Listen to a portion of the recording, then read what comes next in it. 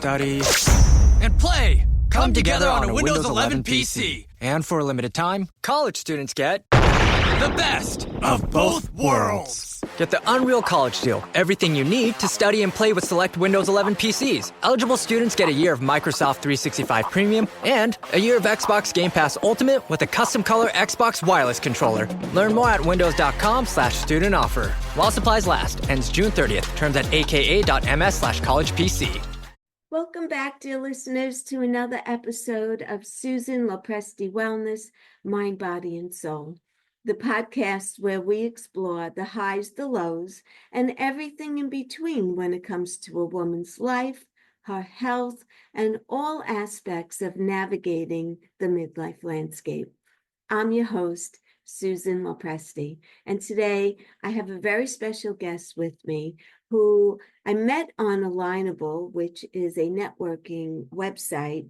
But since meeting Susan on Alignable, we have actually become very good friends because we live in the same neighborhood, and we just connected, and it's been a wonderful experience. So let me start by telling you a little bit about Susan. She was a senior manager director in a wide range of community-based social service programs across New York City. Susan was trained early on to support staff in developing their best work. Later on, as a personal development coach for seminars at Landmark Education, which is a global educational company that brought the conversation for transformation to the mainstream. Her coaching skills became world-class.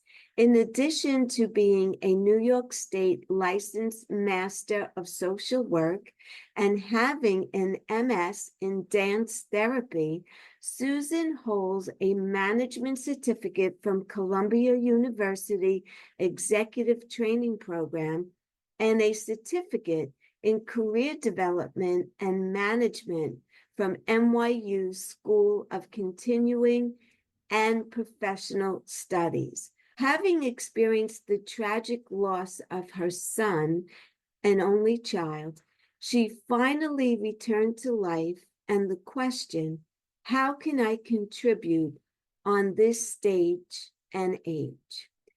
In 2022, she studied with world-renowned grief specialist David Kessler and obtained a certification as a grief educator. Out of her commitment to ongoing learning and her latest adventure into grief work, she created the Luminous Legacy group on Facebook as well. This group is a private, supported space for people to be heard and valued for their experience with grief and loss, and to inspire us to let the light come back into our lives so we may keep creating for the ones that we lost and for our own legacy. So without further ado, let's welcome my dear friend, Susan Shafer, to my podcast. Susan, thank you so much for being here. Start by telling me what it is that you do, how you got started, and how you help people. Well, I am retired now I've been retired in November, it'll be 8 years from working in the social service field. I worked for 49 years. So if you can add, I've been around. I worked in community-based programs with nonprofits, all kinds of nonprofits. We created programs. I developed them. I developed guidelines. I developed the policies and procedures. I hired people. I managed managers. I managed some myself along the way. That was what called to me rather than doing clinical work. But of course, in all that time, I did a lot of clinical work, but not in a clinic, you know? Yeah. I was set and over probably 25 years ago, I started working with people to develop their resumes and doing career coaching. It was like a natural extra line out of my work and it interested me. So I went and got certified in that at NYU. And I was set to retire 8 years ago, November, and my son died suddenly in October. And if you've ever lost anyone close to you, you know 8 years doesn't feel like, it feels like yesterday, and it feels like a very long time ago. And I jump back and forth. I can't wrap my head around it quite. I don't know how you can. No, you can't. But you can begin to accept that it happened. And I had the luxury, it was really a luxury, that I did retire the next month and I didn't have to do anything and go anywhere. Yeah. And produce at work and manage. I was managing a senior center at the time, in the Bayside Senior Center on the corner of Springfield Boulevard and the LIE, Charities Bayside Senior Center. I did that. Oh, that was my last job. I went close to home for my last job. I was feeling old and tired, and I understand. And so when I started coming back to life, it took between 3 and 4 years. And that is because I think because I was allowed, because nobody was hassling me. I didn't have a husband. I didn't have other children. Right. I could just in my chair in the corner of my room, watching Hallmark movies, because that was the level of excitement I could tolerate. It must have been very difficult time. Yes. Yes. And there are, as you know, there are still times. And because of all my experience and training, people were saying, you should do grief and you should, and, and I'm like, leave me alone. I cannot hear this until I could. Right. How long did that take to hear Well, it? 4 to 5 years. It's been 8 years. It's 4 to 5 years before I could process anything. Because you must know about landmark education. Yes. Yes. I've been doing that work for 24 years. So I knew that I couldn't not do anything for the rest of my life. Yes. So I literally felt called back, like a light not a tunnel, just down the road. It was a new life experience. And I thought that out of the particular experiences that I had, starting with handling my parents' estate, which they thought was complete, which was mostly complete, but not quite. Yeah. And it still required a lot of work, meetings with the bank and getting paperwork and getting notary signatures and doing a lot of work. And then my son had inherited his house from his father, who had died before him. That was one of the triggers for him. It's a lot of work, and it's a lot of work at the time when your feelings and your emotions and your brain are working overdrive, not a calm thinking place.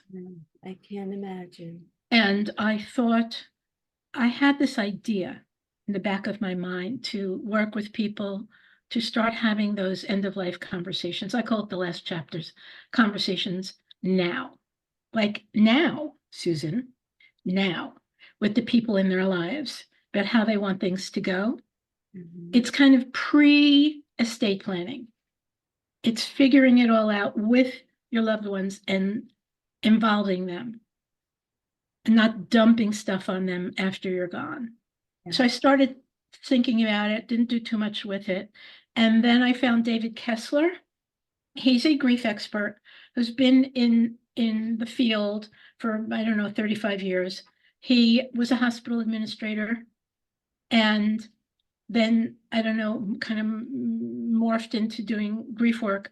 And he's written, I think, 2 books with Elizabeth Kubler-Ross, with Louise Hay. So he's been in the right company. And he's the real deal. He's a mensch. He's just like an everyday mensch. He's got a very good heart, and he's getting very rich and very well known. He was with Lisa Marie Presley, visiting with her, working with her as she was starting to do grief work in her living room. So he's got that, and the Judds after the mom died. Yes. And he taught me to say death by suicide, not he committed. It's not like a crime. And he has a couple of big grief.com. You'll find a lot of different stuff there. And I did a writing program that he did, maybe 4 to 6 weeks, with a writer. And they gave us prompts about writing about different aspects of our grief. And we'd go into on the Zoom breakout rooms, and we'd share and we'd read to each other and all that stuff. And then I discovered a certification program that he has for a few years. It's a grief educator certification program. And you meet, it's like a college course. You meet for about 3 months, twice a week. A lot of content.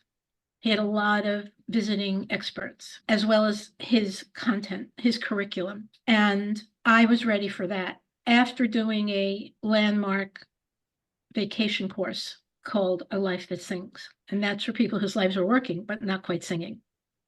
And I came home and I registered for his course. I was so inspired. And then I started more seriously thinking about this idea I had.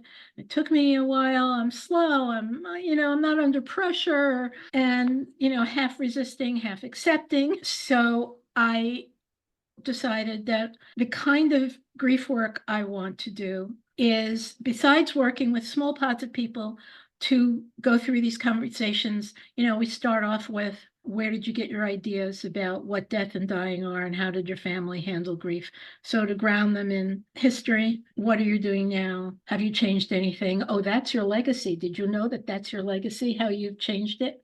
How you're bringing joy and celebration to your family? And the other work that I want to do that's more direct with grief is for people who are at the stage of life of their grieving, and there's no year cutoff. It's they know where they are, where they're kind of like seeing the light, like I did, like life is calling you again. What are you going to do about it? What do you want to do? What do you fantasize? How can you make a meaning out of what has happened to you? Because I know that I fell a little in love with my identity as a grieving mom. You know how you start along a path and it becomes your default way of thinking and acting, and it becomes like you're a little special, and I got tired of that. So that's changed. Like, I don't have to announce to everyone I meet, Right. as I did in the beginning. Right. That's part of my life. It's not who I am. I mean, it's a huge part, but that's not the first thing you want to know about me. And he wrote a book called Finding Meaning, the 6th Stage of Life. That's after Kubler-Ross's 5 stages. He actually got permission from her estate, he said, to name it the 6th Stage of Life. That's the workbook. And as I was thinking, I'm going to work with his Finding Meaning book, I started reading it and seeing what he says about it and how it blends with what I think. And I emailed him and said, can I use your book? He said, yes, as long as you attribute, if there's any quotes or anything. And now he just published a fabulous workbook as a companion to this, thousands of questions to ask people to help them see where they are, identify their myths, identify their truths, uplift them, what's next. So that's now my study program. That's excellent. Yeah, that's the long version. And I'm reaching out to people who are in the healing professions to see, of course, if there's any way that we can either support each other. It's really interesting how out of something bad, something good could actually evolve. Yes. Right? No matter how horrible the experience, if you can turn it into some kind of a positive, it's not all in vain. It has to evolve. Right. And I came out of it with a more open heart, with more compassion for people, with more of an intimate compassion for people. But I don't know if I would give it up just to have him still be alive. It's not like I don't consider it a blessing. No. I consider it a form of renewal. Just the natural process. I don't want to name it good or bad and nothing moral about it. I feel like it could be a healing process for Mhm. you as well, right? Yes.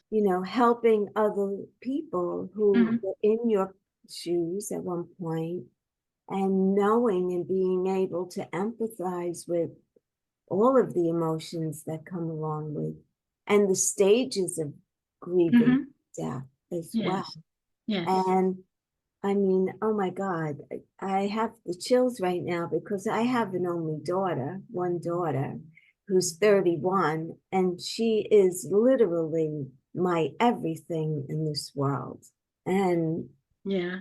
it makes me emotional. I get it. I get it. And Yeah. I admire you for being able to come back from that and then want to help other people navigate through it. And I was hearing you say about the process. So, are you helping people with the grieving of a loved Um, one, or the process of getting your affairs in order prior to? so here's the thing. I've only worked with a couple of people, pods of people so far, and I knew them. One couple were about getting their affairs in order, and so they weren't particularly in grief. And the other person was in grief. It's very interesting now that I'm attuned to it, Mm-hmm. to recognize grief when people are calling it something else. I call it unrecognized grief. Someone who had brain surgery, she had a tumor, she had brain surgery, she lost her short-term memory, and she was grieving the loss of that and how it limited her life now, how she has to have notes and stickies and everything all over everywhere. And she doesn't drive anymore. This was a woman who didn't need other people to do things. She Yes, just got in the car and went. So she was really mad. rightfully so. And she was in that stage of grief that had to be acknowledged and dealt with a bit. I wasn't there as her therapist. I acknowledged it and we talked about it a bit. And we got to a point where I could start talking with her a little bit about being compassionate with herself. And she said, I might try. Like she wasn't willing. She's compassionate for other people, but not for herself. So we were stopping and starting a little. Yeah. And so by the end, she had a list of things to do. And that's how we worked on that. It's fascinating. And the couple, one of them said to me, I thought I had a plan. We don't have a plan. So not directly in with a grieving person. I'm willing, Yeah. Does newly, that newly does grieving. that stir up your own? I have a couple of unresolved thoughts about it where I do have conversations with people around me about it so that I, try to reconcile myself. My son died from drug use. So there's always that I should have saved him. And I know all the rational reasons why I didn't and couldn't, but there's that. I left for work. He was living with me. Right. I left for work. When I came back, I found him on the couch. So when I say something like that, I feel it. But I'm really highly trained, and I know when it's me, and I know when I can use it as empathy and not project onto somebody else. Yeah. I'm really very highly trained as a social worker and in Landmark, a lot of coaching, a lot of programs that are all about knowing when it's you and not you. I'm engaging in the parts of the process where I feel most empowered and most able to serve. Maybe not as personal for you in a way. Well, the finding meaning is very personal for me. Yes. I don't know what might pop up or who might pop up, whether or not I'd say find someone else or let's talk. I'm not sure, but I know the pieces that I prefer. Yeah. I've gained is a listening that gives them space. I don't have to fix anything. Right. I don't have to do anything for them or to them. And yes, of course, if I know resources that Right. would help them, that's what I would do, Right. So I'm not really afraid of people newly in grief. I'm just not, I don't have that much patience. Right.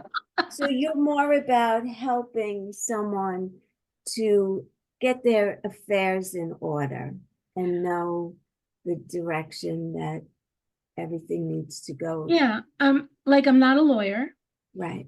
but as part of my program, I had a lawyer speak, I had a funeral director speak, and I had the people in my program invite the people in their lives Right. for free. I didn't charge So for that. you did like a seminar, more or less? They did a presentation. I Recent- did what I call a program. I was not a seminar because it wasn't just teaching. Yeah. It was interaction, it was conversation, it was questions, 4 or 5 sessions.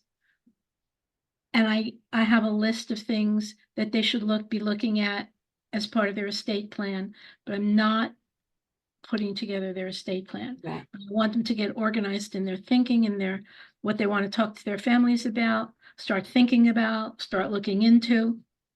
It's more like coaching. Yes. And then I had these speakers. And then I had a couple of months later in the warmer weather, I had made the acquaintance of a person who is a forest bathing Oh, person who does nature walks and forest walks, spiritual walks all over Long Island. And I said to her, I have an idea. And when I'm ready to put it together, I'm going to call you. And 2 years later, I called her. mhm. And we put together a walk in Alley Pond Park that had some conversations about grief in it, as well as her stuff. So much that can be created. And I'm Yeah. thinking now of what I could add. And the last thing is I just got a phone call out of the blue from someone who is working with a platform called Forum. It's a platform that brings people together on a subscription basis, to be in groups of their interest. And she called me to facilitate a group. Awesome. And her idea was to facilitate a group of grief workers where a peer group, they'll be a peer group and share about their work and support each other. I'm Mhm. not the teacher, I'm the facilitator. I know what the difference. And that's freaking me out a little bit, but I said yes. So anyway, so that's in my future.